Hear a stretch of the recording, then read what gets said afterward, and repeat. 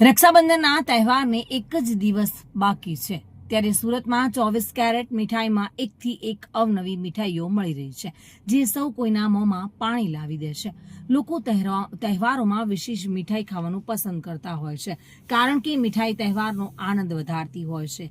તે જ કારણે લોકો મીઠાઈ પાછળ રૂપિયાના ખર્ચ કરવાનો બહુ વિચાર કરતા નથી, એટલે મીઠાઈનો ભાવ ગમે તેટલો હોય, પરંતુ સુરતી લાલાઓ તહેવારની ઉજવણી કરવામાં કોઈ કસર છોડતા નથી। તે જ રીતે હવે રક્ષાબંધનની ગણતરીના કલાકો જ બાકી છે, ત્યારે આ વખતે રક્ષાબંધન પર અવનવી મીઠાઈઓ બજારમાં આવી રહી છે।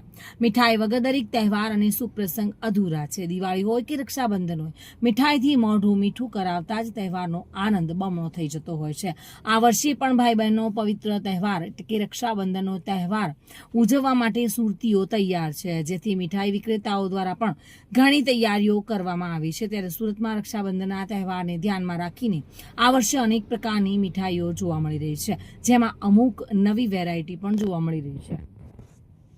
મારું નામ જયશ્રી રંગોલવાલા છે। હું અહીં 24 કેરેટ જે પાર્લે પોઈન્ટ પર બ્રાન્ચ છે ત્યાં રક્ષાબંધનની ખરીદી કરવા માટે આવી છું। રક્ષાબંધનને હવે 2-3 દિવસ ગણતરીના દિવસો બાકી છે, એટલે ઓબ્વિયસલી દરેક બહેન પોતાના ભાઈ માટે કંઈ મીઠાઈ કે ચોકલેટ્સ કે કંઈ પણ ગિફ્ટ્સ ખરીદવા માટે જતી હોય છે, અને રાખડી પણ ખરીદતી હોય છે। હવે રાખડી તો લેવાઈ ગઈ છે, પણ મીઠાઈ લેવાની બાકી હતી, અને દર વર્ષે 24 કેરેટમાં જ મીઠાઈ લેવા આવીએ છીએ, કારણ કે અહીંયાની મીઠાઈ હાઇજેનિક હોય છે, શુદ્ધ હોય છે। જે લોકોને ડાયાબિટીસ હોય તે લોકો પણ ખાઈ શકે તેવી સુગર ફ્રી પણ હોય છે, એટલે ખાસ કરીને અમે 24 કેરેટમાં મીઠાઈ લેવા માટે આવ્યા છીએ। બાકી રક્ષાબંધનના તહેવાર વિશે જો વાત કરું તો એ ભાઈ બહેનનો પવિત્ર તહેવાર છે, અને દરેક બહેન પોતાના ભાઈની રક્ષા માટે રાખડી બાંધતી હોય છે। તો આ પવિત્ર તહેવારના હવે 2 દિવસ બાકી છે, તો મારા તરફથી આપ સૌને પણ રક્ષાબંધનની હાર્દિક શુભકામનાઓ।